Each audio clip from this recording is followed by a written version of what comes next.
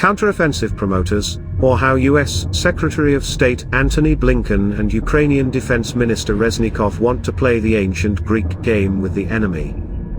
In Ukraine and the USA, the promoters of the counteroffensive are Reznikov and Blinken.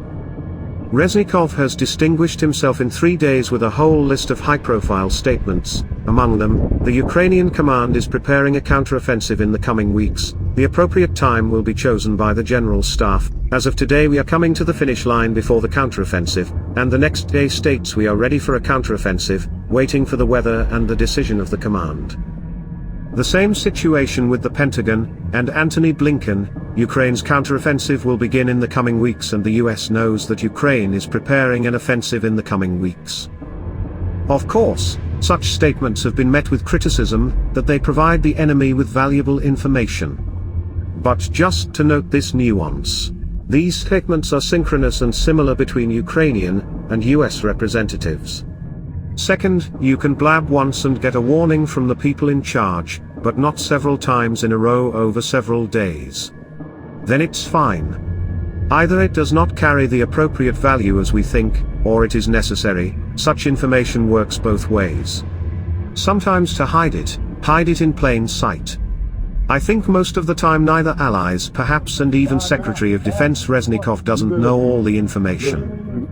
The Politico article about Ukraine hiding counterattack details from the allies to prevent confidential information from leaking seems true, because that is exactly what happened on the eve of February 24th. So keep a sober mind and observe, everything is going as it should go.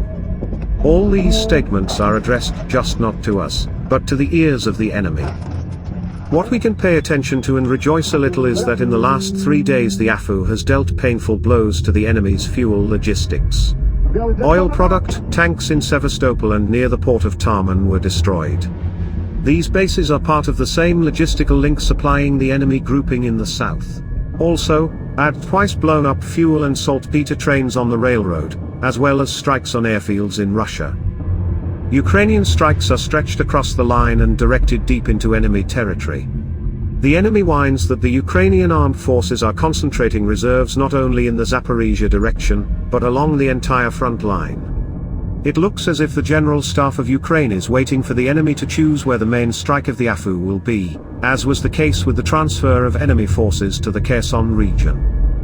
And Reznikov and Blinken take on the jobs of the speakers of their departments for the purpose of playing the ancient Greek game of thimbles, forcing the enemy to make his choice, just as real speculators publicly limit the time to choose.